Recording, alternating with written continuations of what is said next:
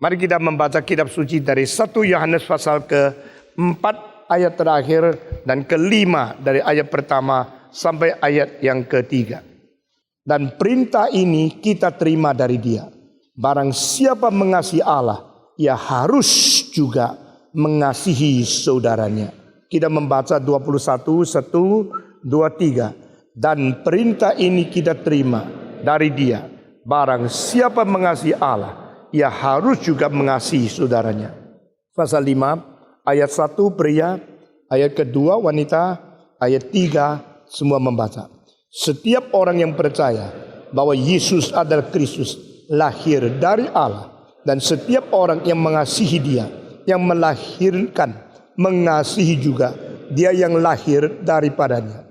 Inilah tandanya bahwa kita mengasihi anak-anak Allah, yaitu apabila kita mengasihi Allah serta melakukan perintah-perintahnya. Sebab inilah kasih kepada Allah, yaitu bahwa kita menuruti perintah-perintahnya. Perintah-perintahnya itu tidak berat. Sekarang saya membaca ayat ke-4 dan ayat ke-5. Mungkin kesempatan lain baru kita membahasnya. Sebab semua yang lahir dari Allah mengalahkan dunia. Dan inilah kemenangan yang mengalahkan dunia, iman kita. Atau terjemahan lain, semua orang yang lahir dari Allah pasti mengalahkan dunia, dan yang menjadikan kita mungkin mengalahkan dunia, yaitu iman kita lah. Siapakah yang mengalahkan dunia selain daripada dia yang percaya bahwa Yesus adalah anak Allah? Mari kita berdoa sekali lagi. Kami bersyukur kepadamu pada pagi ini. Tuhan menghimpun kami, mengumpulkan kami bersama-sama, mengelilingi takhta Tuhan, menghadapi hadirat Tuhan. Dan kami menanti firman, menanti kebenaran, sinar cahaya rohani untuk menerangi hati kami, untuk menggugah jiwa kami, dan membawa kami kembali kepada kebenaran. Demi nama Yesus Kristus, kami serahkan setiap jiwa yang hari ini datang berbakti kepadamu di dalam tangan Allah Bapa.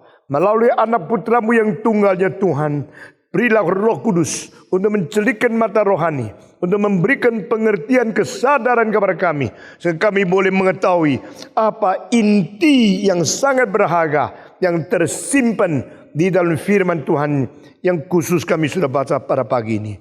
Dengar doa kami serahkan hamba-Mu yang hina, yang tidak berguna di dalam tangan Tuhan. Pakailah dia untuk menjadi alat di tangan-Mu. Demi nama Yesus Kristus, kami mengusir anasir jahat dan segala kuasa iblis keluar dari ruangan ini.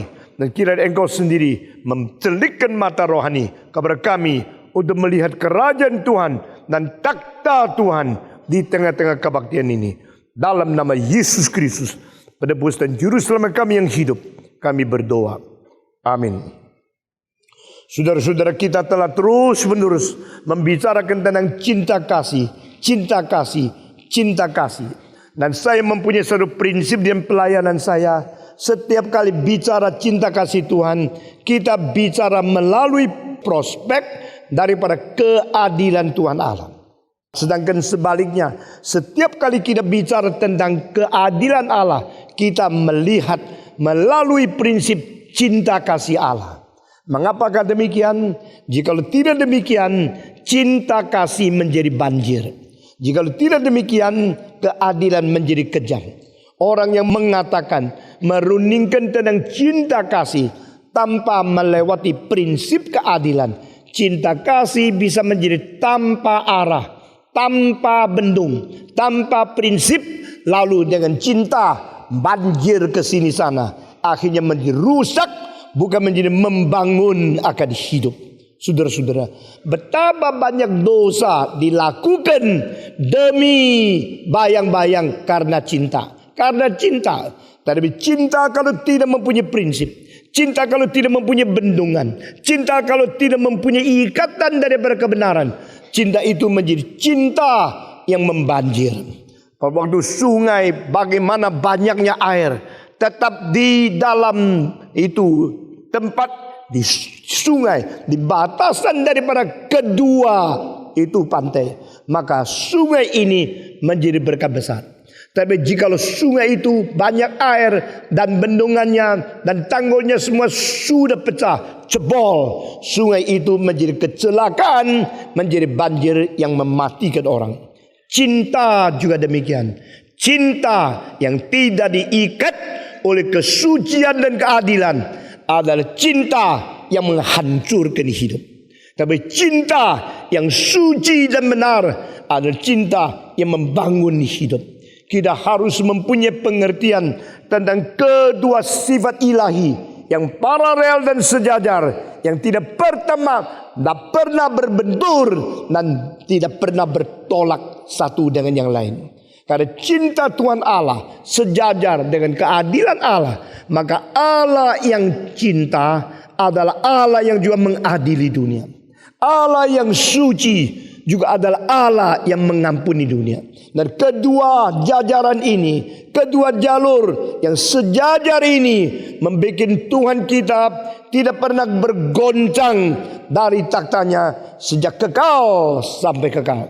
Prinsip ini kalau kita pegang, maka di dalam kita berusaha, di dalam kita bergaul, di dalam kita berdagang, di dalam kita bergereja, di dalam kita berkeluarga, di dalam kita berpendidikan, kita tidak mungkin meleset keluar daripada kebenaran yang ditetapkan oleh Tuhan. Saudara-saudara, melihatlah kasih Tuhan melalui perspektif keadilan Allah. Melihatlah segala keadilan Allah melalui perspektif cinta kasih Allah. Keadaan dua ini yang sinkron, yang seperti berlawanan satu dengan lain, kalau diharmoniskan, itu membuat kita mempunyai kestabilan yang tidak gampang goncang. Saudara-saudara, tetapi menggabungkan kedua hal untuk menjadi harmonis, ini tidak gampang sekali. Pada waktu kita membicarakan cinta, kadang-kadang kita lupa keadilan Tuhan. Kadang-kadang kita membicarakan keadilan, dan kita lupa cinta Tuhan. Sehingga kedua hal ini kalau disinkronisasikan, kalau diharmoniskan, kalau dipertemukan, dipersatukan, memerlukan unsur yang lain. Unsur itu saya sebut sebagai bijaksana. Saudara-saudara, tidak gampang orang yang mempunyai kasih tetap memelihara prinsip keadilan. Tidak gampang orang mempunyai keadilan tetap memegang prinsip cinta kasih. Saudara-saudara, saya dulu tidak mengerti, tapi saya sadar ini perlu sekali.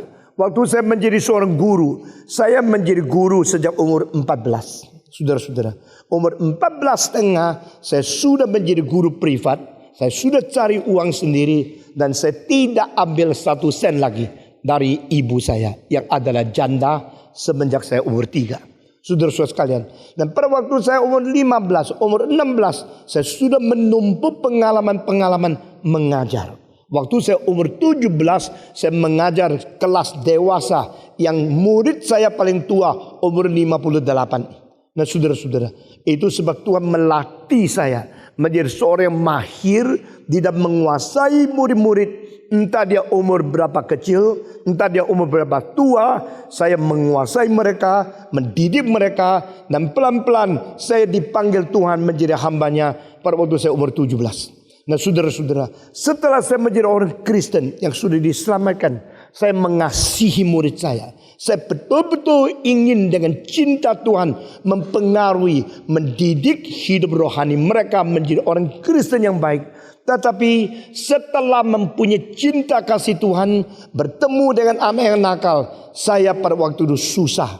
Bagaimana cinta Tuhan diterapkan kepada anak yang nakal. Maka perlu gabung dengan keadilan. Saudara-saudara, keadilan sejajar dengan cinta kasih. Kesucian harus bertemu dengan kemurahan.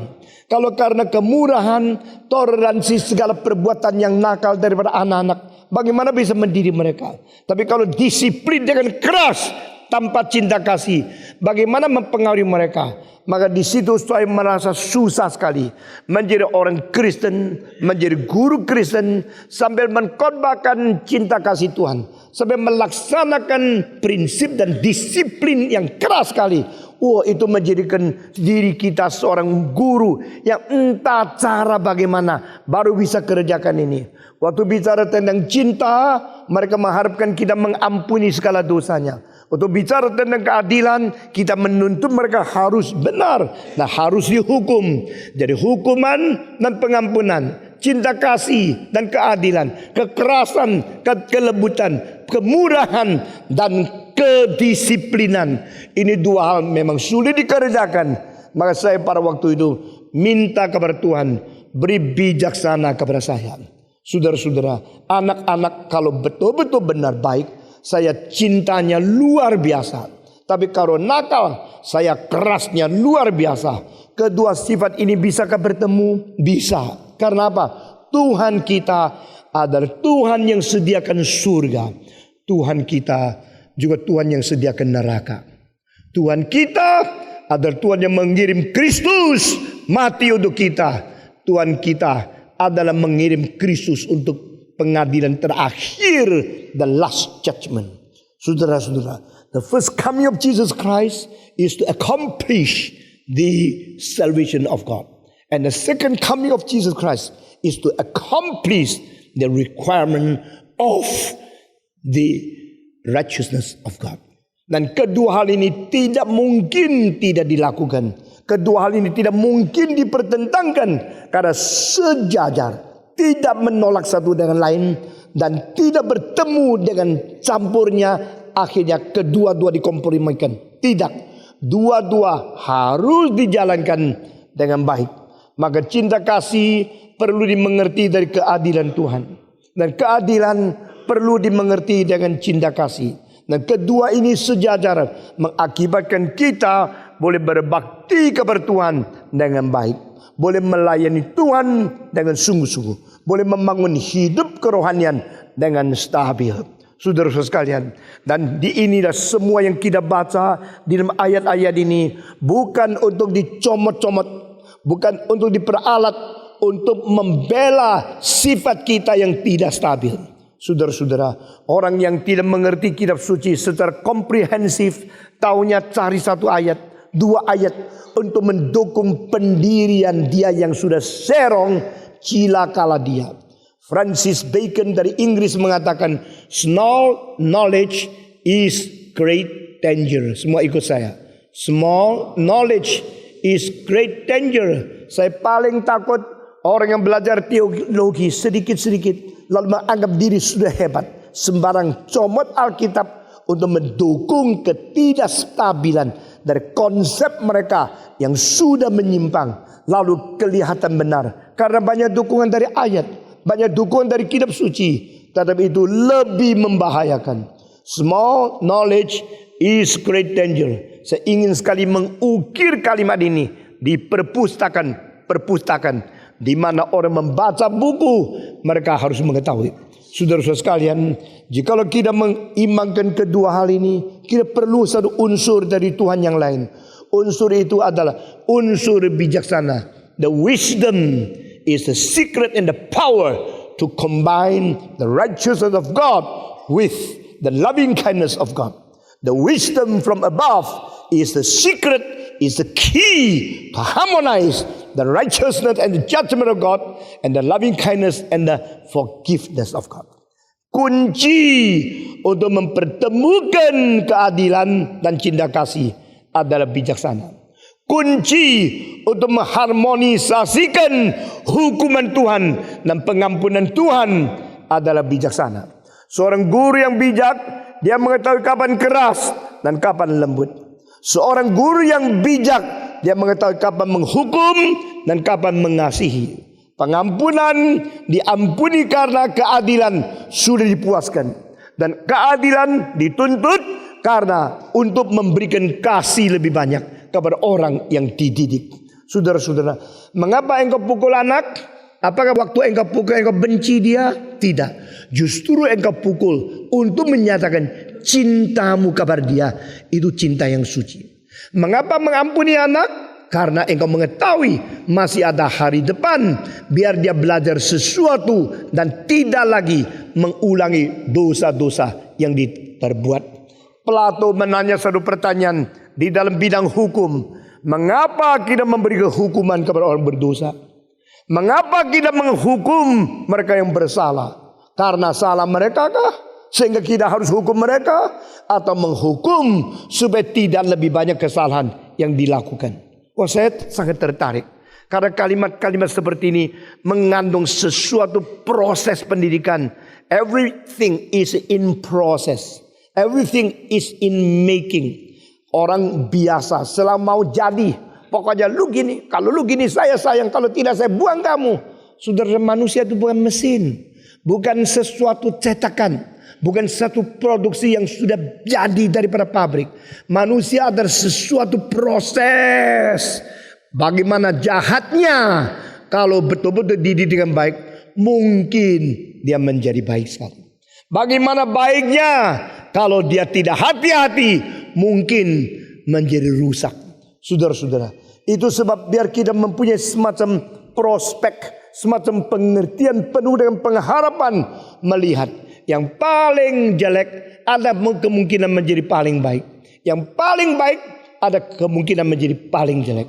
Anak kita bisa rusak luar biasa. Anak orang lain mungkin bisa dididik dengan baik. Saudara-saudara, satu cerita yang mungkin saudara sudah pernah dengar. Seorang pelukis, dia mau cari seorang anak kira-kira umur 12. Yang bisa menjadi model, lalu karena eloknya, gantengnya, ramanya, dan sifat yang indahnya, dia ambil sebagai model, digambar untuk mewakili Yesus umur 12 berada di dalam bait Allah. Maka dia keliling kota, terus melihat, akhirnya dia ketemu seorang anak kira-kira umur 12 yang begitu bagus, matanya bercahaya, hidungnya begitu bagus, dan mulutnya, mukanya, mimiknya, seluruh tubuhnya cocok. Lalu dia datang kepada anak ini, bolehkah saya minta engkau diam-diam duduk di situ biar aku menggambar engkau? Enggak, saya mau pulang. Oh, anak-anak diam ya, you bye-bye aja, tidak usah lama-lama, kira-kira 1-2 jam. You duduk di situ, nanti saya kasih hadiah, saya belikan buku, saya kasih uang. Anak itu pikir-pikir, oke, 2 jam ya, jangan tambah ya.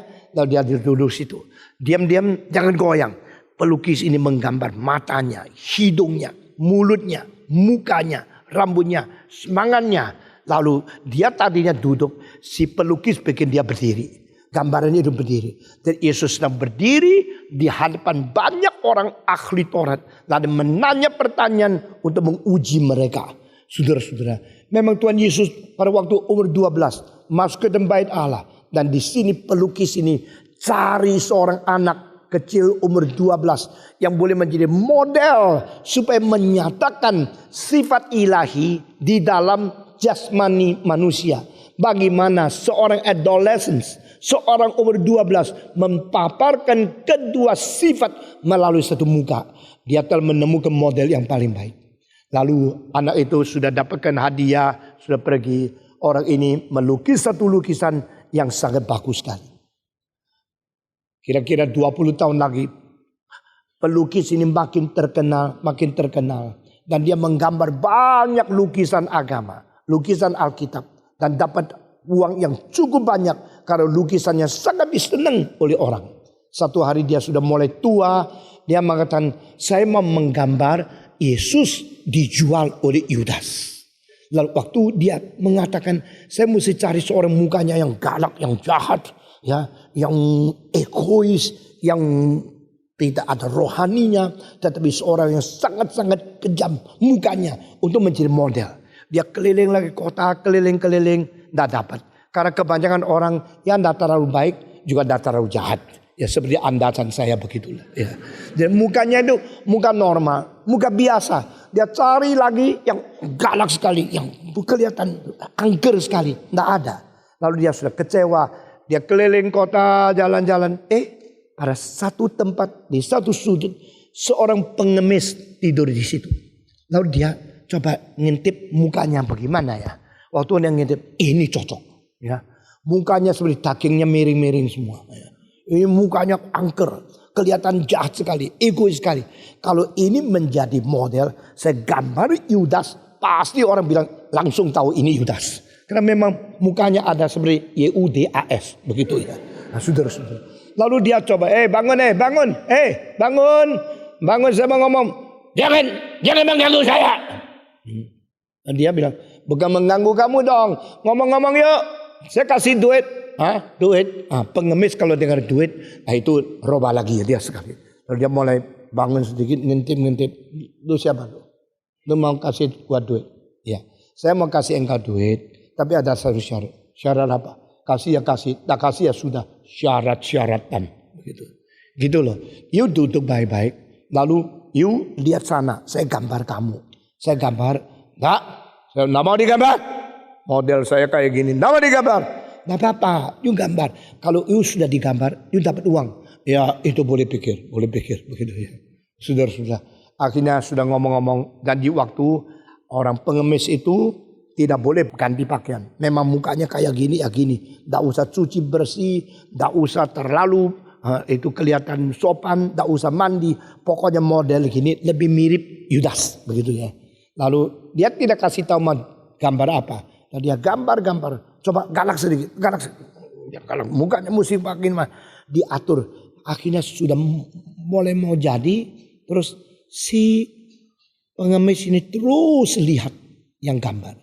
Gambar ini tidak tahu kenapa dia terus lihat. Wah, dia sedikit waspada. Mungkin sudah gambar. Dia tidak mau uang bunuh saya, ambil semua barang saya. Bagaimana? Dia hati-hati gambar. Sudah selesai gambar. Dia bilang, sekarang sudah mau selesai. Saya akan kasih kamu uang double. 2 kali lebih banyak dari saya janjikan. Tapi saya mau tanya, kenapa kamu terus lihat saya? Orang itu menjawab apa? Saya lihat kamu terus. Tidak ada sebab apa-apa. Cuma penasaran. Penasaran apa? Saya seperti kenal kamu. Oh cilaka. Kenalan saya pengemis apa-apaan ini? Engkau pernah kenal saya? Kenal di mana? Saya pernah tahu muka ini. Tapi orang itu lain sama kamu. Sebab dia lebih muda. Kamu lebih tua. Jadi orang itu pernah saya lihat. Dan dia mukanya sama. Hidungnya sama. Tetapi dia lebih muda. Kamu lebih tua. Beda berapa sih? Kira-kira beda 25 tahun. Atau 20 lebih tahun. Lalu dia mengatakan, oh itu kapan kamu lihat dia? Kemarin? Bukan. Kapan? Saya lihat dia 20 tahun yang lalu. Kapan kamu lihat saya 20 tahun yang lalu? Gitu loh. Waktu saya masih kecil, pernah ada seorang pelukis suruh saya duduk baik-baik, dia gambar saya. Lalu saya tanya, kenapa gambar saya? Dia bilang, anak umur 12 seperti kamu, begitu bagus. Begitu ganteng, saya sulit mendapatkan. Yuk duduk baik ya, saya gambar. Karena saya akan menggambarkan Yesus menjadi Yesus di dalam lukisanku. Maka waktu itu saya digambar. Terus tak sangka 20 tahun kemudian ada orang suruh saya gambar lagi. Suruh saya duduk lagi. Dan ini kali gambar apa saya tidak tahu. Oh cilaka. Itulah anaknya. Yang dulu mukanya kayak Yesus. 20 tahun lebih jadi Yudas. Saudara-saudara. Orang yang sama. Karena tidak dididik dengan baik. Dia berubah-berubah. Menjadi tukang copet. Menjadi orang perampok. Menjadi akhirnya ditangkap. Masukkan ke penjara. Sesudah itu dia berjahat sekali di penjara. Pada waktu sudah selesai. Maka dia dikeluarkan. Tidak ada orang mau pakai dia. Dia menjadi seorang berkeliaran.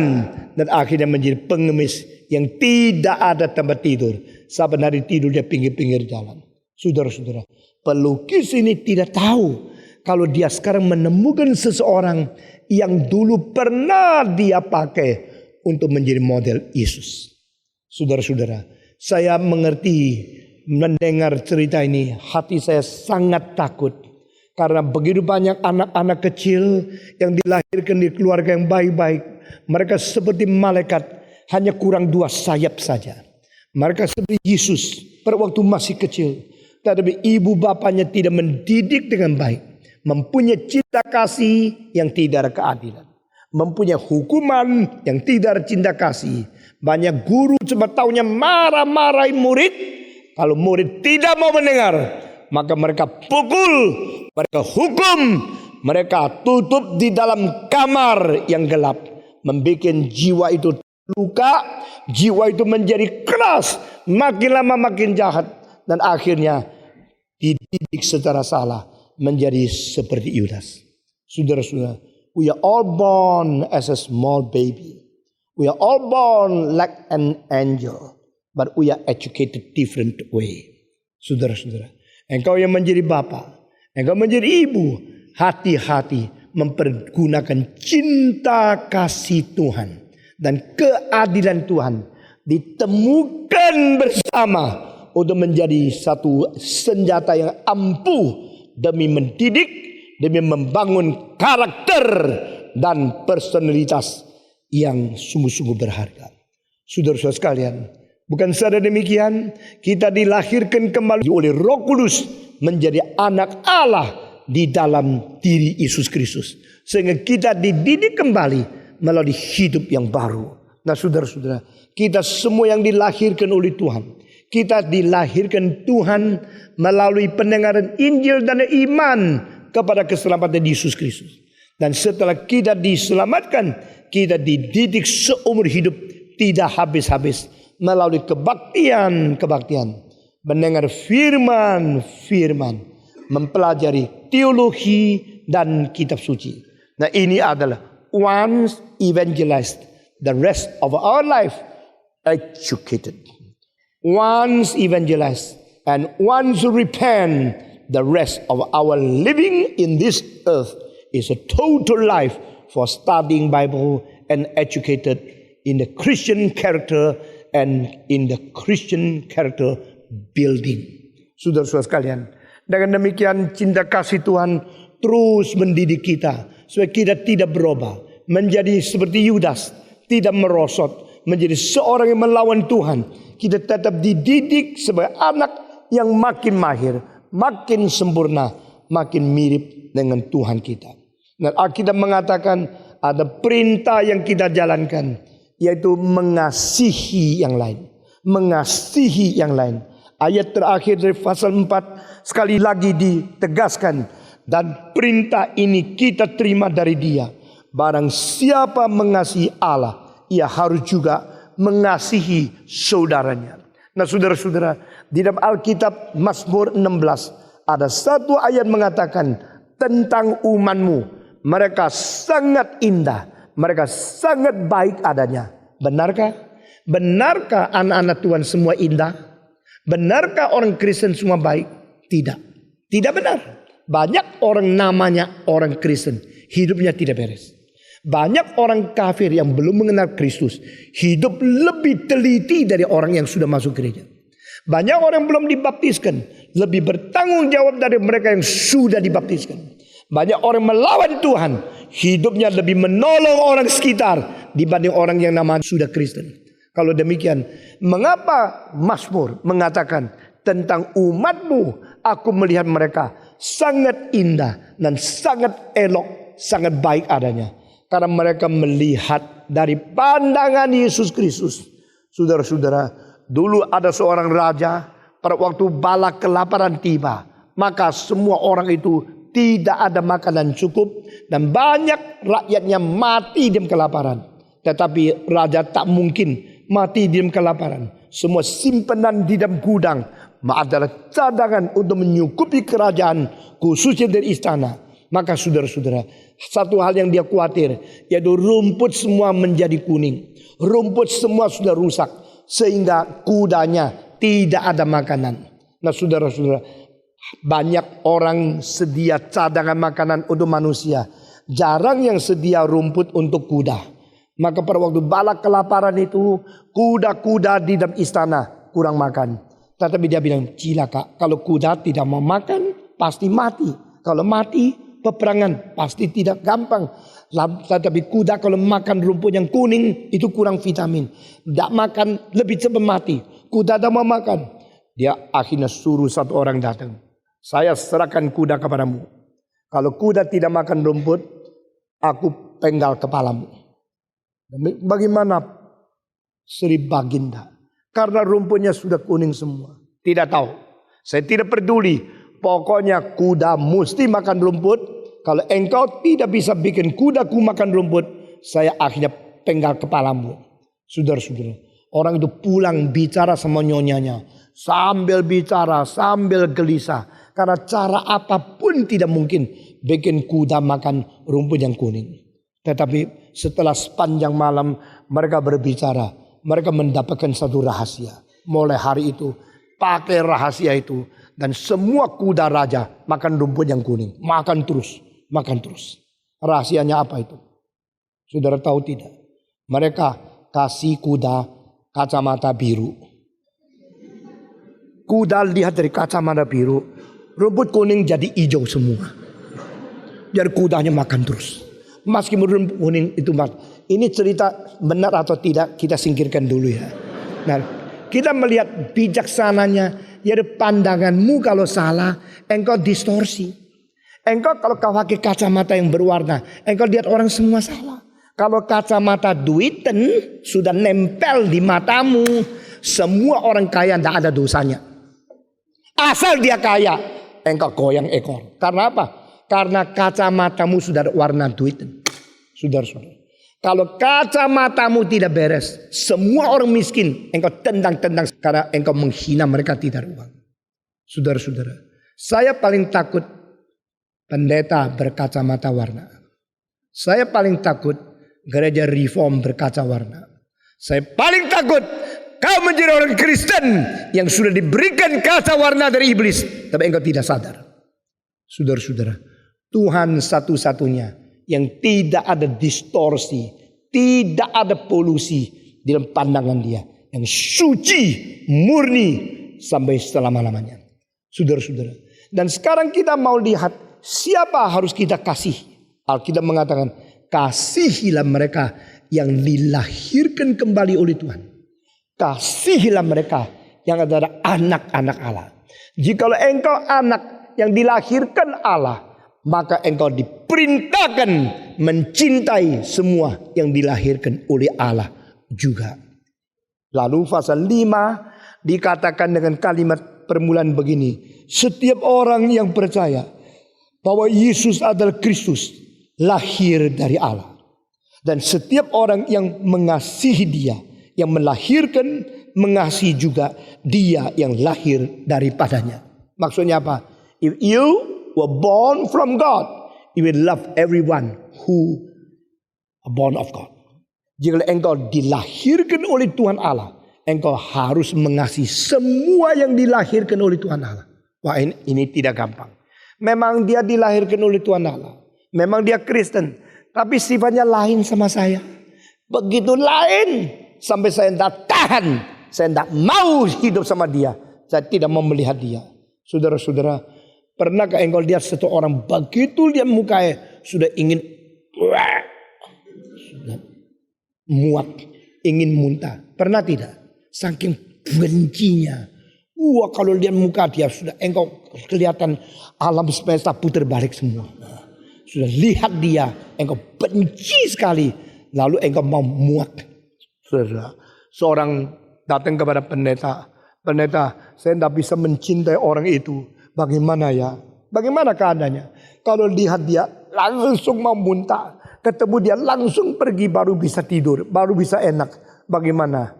Pendeta bilang, ya dia mungkin ada penyakit sesuatu yang bikin engkau benci. Tapi engkau mempunyai penyakit yang lain. Saya sakit apa? Dia yang bikin saya benci. Bukan saya sakit apa. Engkau sakit mah yang berat. Dia bilang. Begitu engkau sakit mah ketemu. Mau buat. Mamu yang tidak beres. Saudara-saudara. Yang kau benci. Tanya sama istrinya. Cinta loh. Yang kau benci. Tanya sama anaknya. Dicintai loh. Yang kau benci. Tanya kawannya. Baik kebaikannya. Banyak orang kau tidak senang. Mempunyai kebajikan yang belum belajar. Ada seorang anak yang nakal sekali di dalam kelas. Nakal ribut. Gurunya tahan luar biasa. Terus dia bilang saya mau pergi cari mamanya. Kasih tahu sama dia. Anakmu kurang ajar. Di sekolahan paling tidak taat. Paling ribut. Paling banyak segala macam-macam gerak-gerik yang tidak perlu. Saya mau pergi. Lalu guru ini betul-betul terjadi ya. Jalan kaki pergi ke satu tempat. Menurut adres yang dia lihat, itu ada di satu gang yang kecil. Gang kecil itu rumahnya dia nomor berapa? Oh, umpama nomor 14. Lalu dia capek. Sudah capek dia nomor 14, dia ketuk pintu. Lalu seorang encim keluar. Seorang encim itu begitu buka pintu, siapa kamu? Itu orang encim yang sudah agak tua dan kisut-kisut, seluruh badannya kerja berat sekali. Saya guru. Guru dari mana? Guru dari sekolah ini. Ada apa? Ada seorang murid alamannya di sini. Apakah itu anakmu? Oh iya, memang dia anak saya. Ada apa guru? Guru duduk di situ. Lalu guru mau mengatakan, anakmu kurang ajar. Begitu. Baru mau ngomong, belum muntah, belum ngomong. Encim itu mengatakan, aduh, terima kasih guru ya. Anak saya itu baik sekali. Guru bengong jadinya. Dia bilang, saya sudah tua, suami sudah mati, dan masih ada banyak anak. Kalau bukan anak saya yang baik ini, dari pagi selain sekolah, pulang rumah, cuci pakaian, beli barang, bersihkan rumah, bantu sampai malam, saya sudah mati berapa kali. Syukur kepada Tuhan memberikan seorang anak yang baik sekali kepada saya. Dan dia cuci baju semua rumah. Dia beli barang ke pasar. Dia bantu saya masak. Dia ngepel seluruh rumah. Coba tanya, dari mana dapat anak sebaik seperti ini? Setelah guru dengar itu, enggak usah ngomong. Kurang ajar, bukan kurang ajar ini. Apa? Oh gitu ya. Iya, saya syukur kepada Tuhan. Saya sayang kalau anak ini tidak ada, saya cepat mati loh. Dia makin ngomong, makin memuji anaknya. Gurunya jadi bisu. Oh gitu ya. Terima kasih. Saya mau pulang. Dia pulang. Lalu dia tanya, apain lu ke sini? Lu datang sini tentang anak saya, komentarnya apa? Oh enggak apa-apa. Ya puji Tuhan dia banyak bantu. Selamat tinggal, dia pergi. Di tengah-tengah jalan bilang, aduh syukur aku belum kritik apa-apa. Dia banyak bicara dan anak baik. Lalu saya sekarang mesti lihat lagi, anak ini sebenarnya baik atau tidak. Mulai hari itu dia lihat lagi anak itu. Cerewet sih cerewet. Tapi dia bantu orang lain kok. Dia megang ribut, tapi dia terlalu lincah, terlalu baik hatinya. Dari situ dia mulai lihat kebaikan orang lain. Saudara-saudara, dia mulai melihat anak itu dari kacamata apa? Dari kacamata ibunya. Dari kacamata yang melahirkan. Dari kacamata yang menikmati kebajikan. Dan mengetahui segala pertolongan dari anak kecil ini. Saudara-saudara, kita kadang-kadang melihat sama orang Kristen. Kita lihat keburukannya. Karena tidak cocok. Kita tidak cocok sama dia. Karena tidak biasa melihat itu. Karena kebiasaan berbeda. Dia begitu lain sama saya. Saya benci. Saya tidak suka kepada dia. Tapi jangan lupa. Yang kau tidak suka. Mungkin mempunyai kebajikan.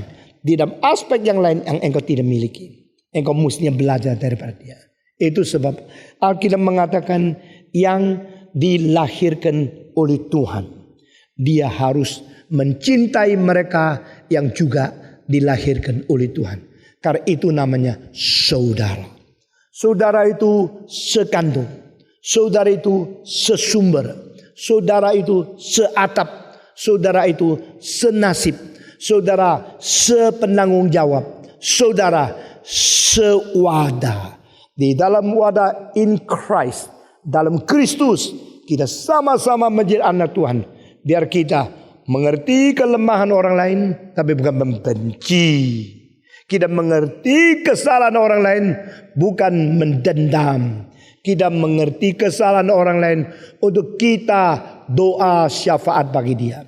Kita mengerti dosa orang lain untuk kita memberikan dorongan, memberikan anjuran untuk merubah dia. Saudara-saudara, keadilan tidak usah dibuang. Kesucian tidak usah diabaikan. Tetap dipertahankan. Karena Tuhan kita itu suci. Tuhan kita itu adil adanya. Tetapi keadilan dan kesucian Allah bukan menjadi alasan kita membenci orang lain. Menjadi sesuatu peringatan bagi kita. Menjadi sesuatu pencerahan bagi orang lain. Menjadi sesuatu nasihat. Dan menjadi bahan kita berdoa syafaat bagi dia. Saudara-saudara, melihat kelemahan orang lain itu pintar. Kelemahan-kelemahan engkau tidak bisa lihat. Engkau kurang cerdas.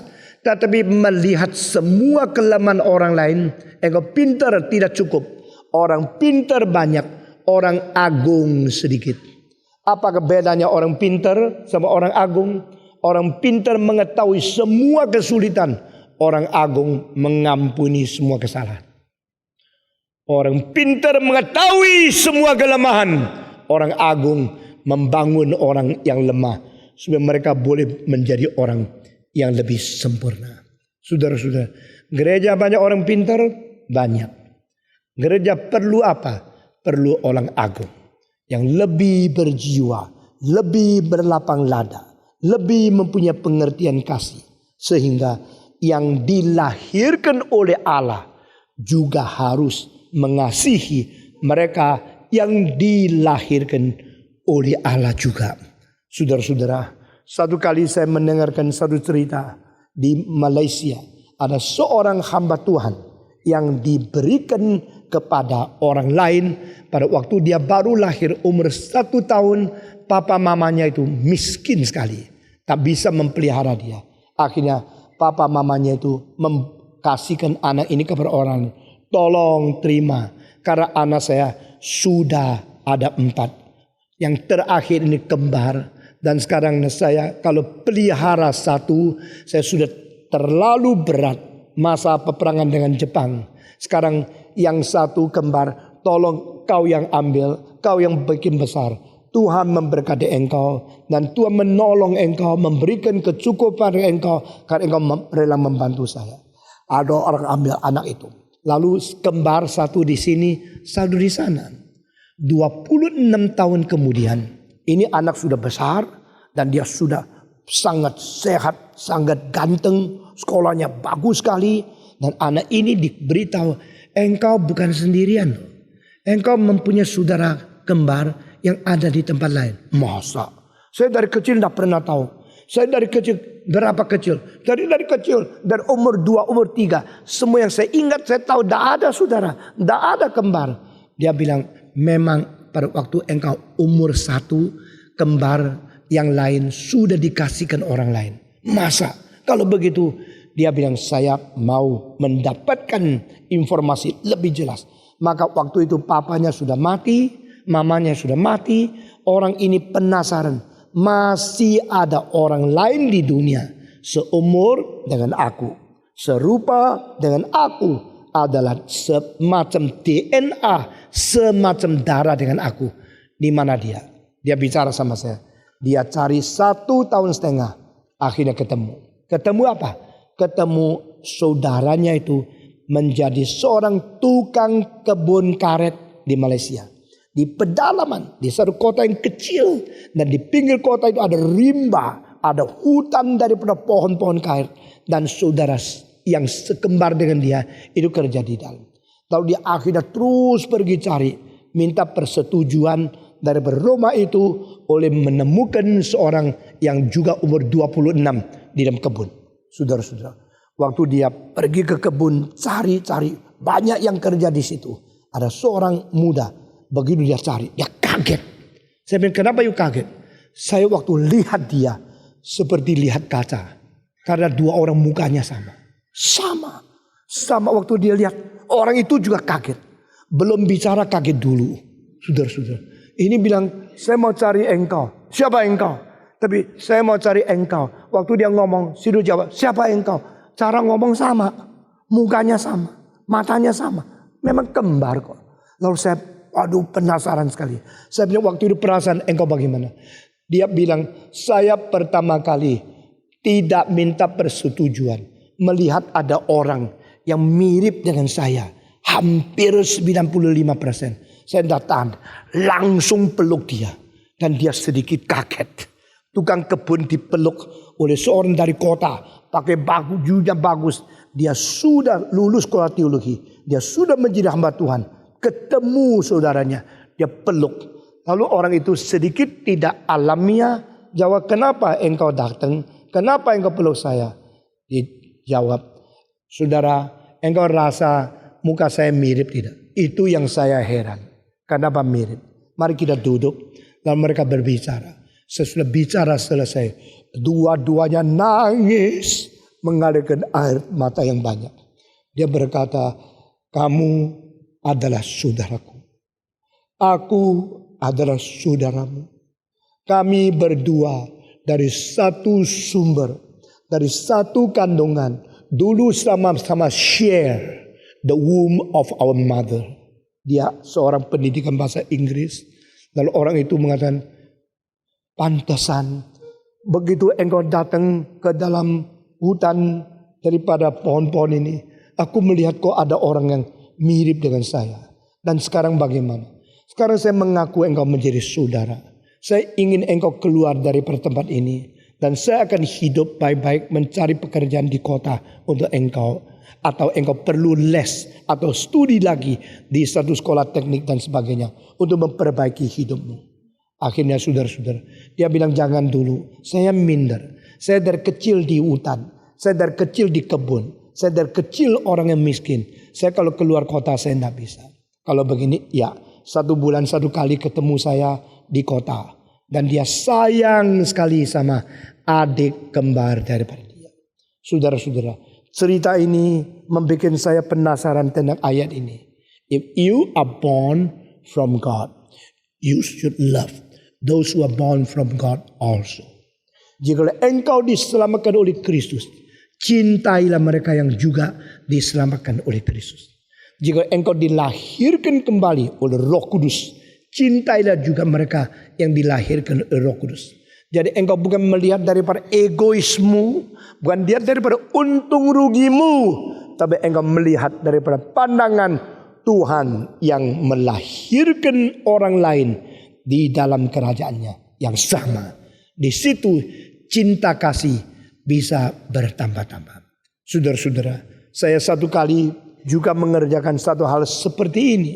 Ada seorang di Medan mempunyai 9 anak. Dan 9 anak sudah ada. Melahirkan lagi berapa anak lagi. Akhirnya dia bilang, saya sudah tidak bisa. Papanya mengatakan sekarang sudah kadung lahir. Kasihkan orang lain. Ada seorang itu dikasihkan orang di Bogor. Yang tidak ada anak. Papanya sudah tua, mamanya sudah tua.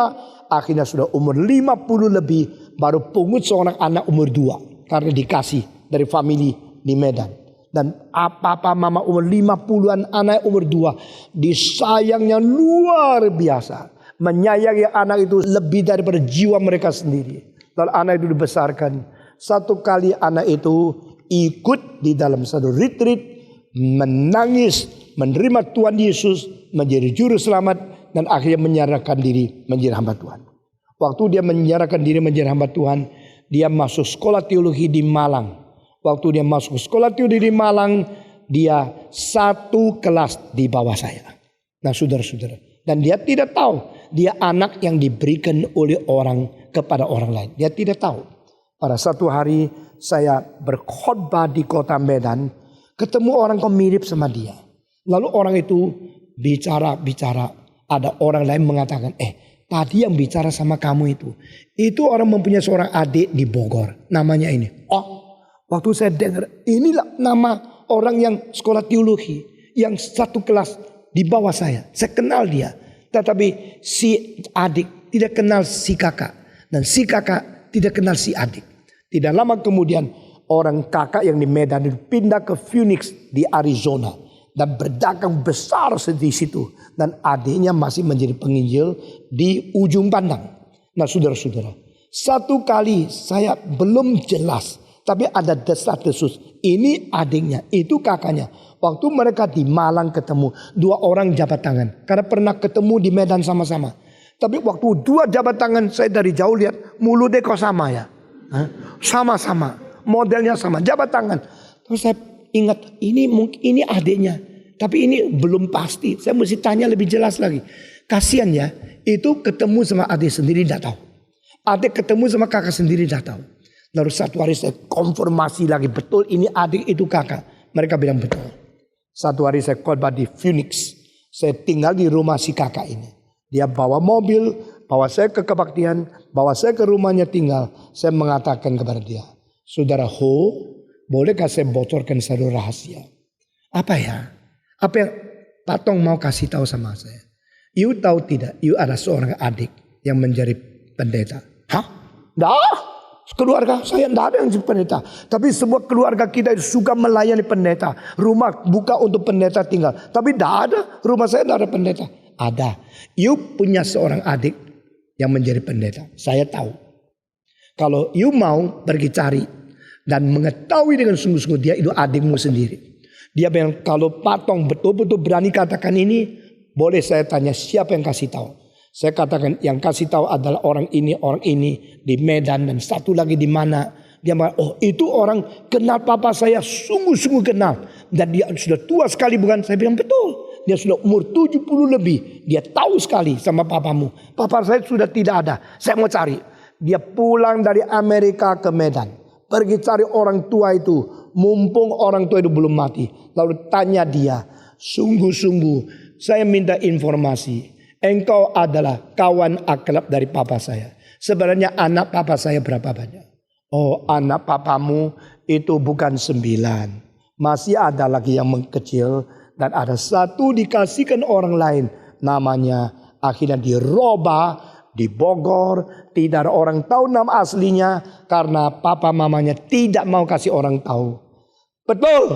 Betul saya masih ada adik. Siapa? Di mana? Sudah dia terbang daripada itu Medan. Pergi cari di Bogor. Nah itu orang tua yang sekarang sudah tua sekali. Waktu pungut anak itu sudah umur 50 lebih. Dan sekarang sudah umur 80 lebih. Ditanya mereka mengaku ada adiknya. Lalu adiknya di mana? Adiknya menjadi pendeta di luar pulau. Dia terbang lagi ke situ. Waktu terbang lagi lalu mengatakan, oh Mr. Ho silakan duduk. Dia bilang jangan panggil saya Mr. Ho. Loh memang Mr. Ho kok tidak boleh dipanggil Mr. Ho. Mr. Brother. Aku kakakmu. Enggak. Kapan lu ngaku kakak? Lalu mulai telusuri. Yang kasih tahu saya pertama adalah Stephen Tong. Dia memberitahu saya di Phoenix. Lalu saya terbang ke Medan. Saya mencari sampai akhirnya. Engkau tahu tidak? Engkau adik saya. Saudara-saudara. Ini seorang hamba Tuhan. Yang sederhana sekali, honornya sedikit sekali, kerjanya sangat rajin. Dan dia suka mengabar Injil. Akhirnya Tuhan memakai saudaranya yang kaya sekali ini. Untuk memberikan hadiah besar ke dia. Dan sesudah ketemu saya, dia mengatakan Pak Stephen Tong, saya bersyukur. Karena waktu saya sudah umur 50 lebih, Tuhan memberi kesempatan kepada saya. Untuk mengetahui saya masih ada adik sekandung. Sebelum saya meninggal, saya harus pelihara dia. Saya harus mencintai dia. Karena dia adik saya sendiri. Bulan lalu saya ketemu adiknya ini di Singapura. Dia lebih kurang berapa bulan umurnya saya. Dia lebih turun 1 kelas daripada sekolah teologi saya. Dia sudah menjadi pendeta puluhan tahun. Sekarang dia sakit apa? Parkinson disease. Istrinya mesti mendampingi dia terus dari pagi sampai malam. Kadang-kadang lupa ini, lupa itu. Umur seperti saya. Saudara-saudara, waktu saya bicara sama dia, dia masih mengatakan, Pak Tong, aku ada kakak loh. Yang bikin saya sadar saya masih ada kakak adalah Pak Tong. Dulu saya kira saya anak tunggal. Ternyata saya ada bungsu yang paling kecil yang dibuang oleh ibu. Tetapi saudara masih mengingat saya. Saudara-saudara, mari kita hari belajar satu hal. Banyak orang itu saudara kita. Mereka juga ditebus oleh dari Yesus Kristus. Mereka juga dilahirkan oleh Roh Kudus. Mereka juga dipilih sebelum dunia diciptakan. Dan ada yang lebih kaya, ada yang lebih miskin. Mereka anak-anak Tuhan. Dan perintah Tuhan Cintailah mereka yang dilahir dari Tuhan. Amin. Maukah kita menjadi orang yang ditambah dengan cinta kasih untuk lebih lapang dada, lebih lebar di dalam jiwa kita, lebih mempunyai cinta kasih yang suci dan adil daripada Tuhan untuk merangkul, untuk mencintai mereka yang sama-sama dilahirkan oleh Tuhan. Dengan demikian rohani kita akan lebih sempurna, lebih maju, jiwa kita lebih sehat karena kita lebih banyak mencintai orang lain. Mari kita berdiri bersama-sama. Kita membaca dari pasal 4 ayat terakhir sampai pasal 5, 1 dan 3. 1, 2, 3. 1 Yohanes pasal 4 ayat terakhir 21. Semua membaca. Dan perintah ini kita terima dari Dia. Barang siapa mengasihi Allah, ia harus juga mengasihi saudaranya. Setiap orang yang percaya bahwa Yesus adalah Kristus, lahir dari Allah. Dan setiap orang yang mengasihi Dia, yang melahirkan, mengasihi juga Dia yang lahir daripadanya. Inilah tandanya bahwa kita mengasihi anak-anak Allah, yaitu apabila kita mengasihi Allah serta melakukan perintah-perintahnya. Sebab inilah kasih kepada Allah, yaitu bahwa kita menuruti perintah-perintahnya. Perintah-perintahnya itu tidak berat adanya. Mari kita tunduk kepala, kita berdoa bersama-sama. Kita minta Tuhan memberikan kekuatan kepada kita, supaya kita boleh mempertahankan iman kita. Dan kita boleh terus berharap kepada Tuhan. Dan kita minta pertumbuhan cinta kasih di dalam hidup kita. Kita khusus berdoa untuk bagaimana menjalankan perintah saling mengasihi di dalam tubuh Kristus. Mari kita berdoa. Semua buka suara, semua berdoa. Bapa di dalam surga, kami berterima kasih firman-Mu yang selalu menegur kami, selalu mencerahkan kami, memberikan kekuatan kepada kami, sehingga kami boleh hidup sesuai rencana-Mu, sesuai kehendak-Mu, sesuai pimpinan-Mu, sehingga kami boleh mengasihi yang lain. Sebagaimana Tuhan perintahkan kami yang dilahirkan oleh Bapa, patut mengasihi mereka yang juga dilahirkan oleh Bapa. Kami berterima kasih untuk ajaran-ajaran yang Tuhan sudah karuniakan kepada kami. Dengar doa kami Tuhan. Dalam nama Yesus Kristus, penebus dan juru selamat kami yang hidup, kami berdoa. Amin.